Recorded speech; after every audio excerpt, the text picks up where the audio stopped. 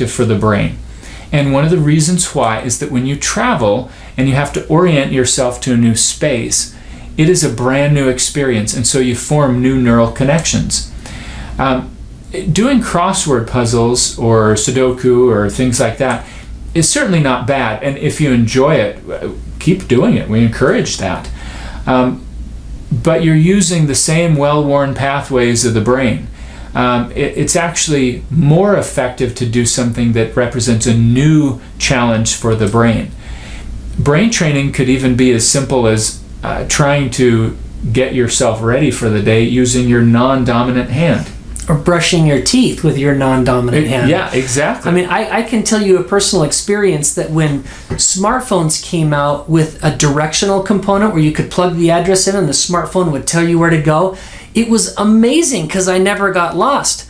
The hard part is that I never became oriented in new cities. And so when we travel now, I'll plug in the location and I'll pay very close attention to where I'm going as part of my own personal brain training, so that when I have to go out from the hotel and come back, I try to remember how to do it without always using my smart device. Yeah, good advice.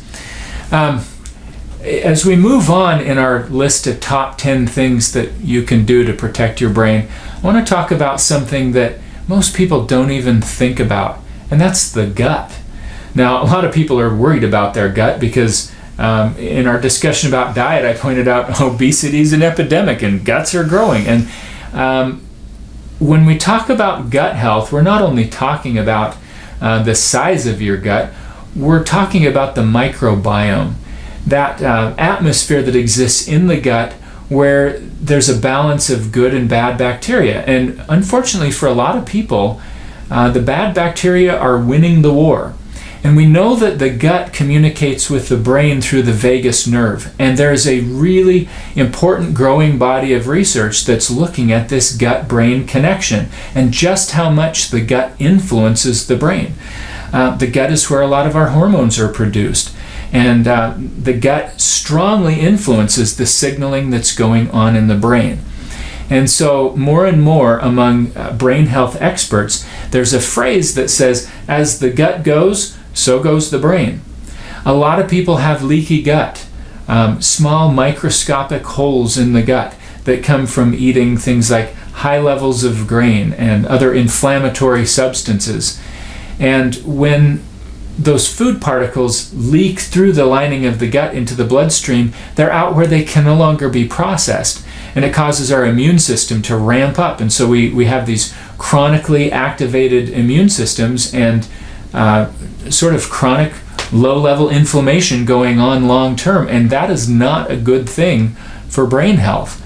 So to fix gut health, if we eat a diet rich in prebiotic fibers, our leafy greens, and eating all the vegetables that Grandma said we should be eating, that's going to help as far as our overall diet and pushing insulin resistance down, but it's also going to feed the good bacteria of the gut.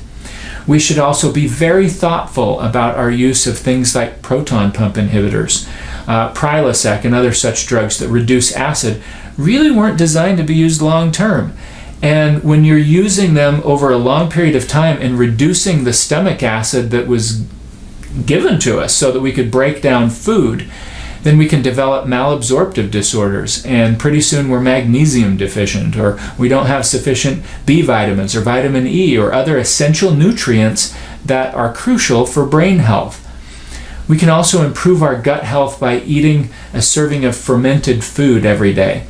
A lot of people are experimenting with kombucha or kefir or other fermented foods. My dad likes to make homemade sauerkraut, and that's a tremendous natural probiotic.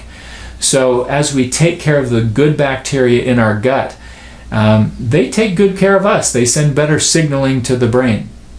Now, it's a complex topic. Is there anything that you'd add to gut health, Randy? You've done a very nice job of covering how important the healthy bacteria is in our gut. The truth is that we're less human than we think we are. We have far more bacteria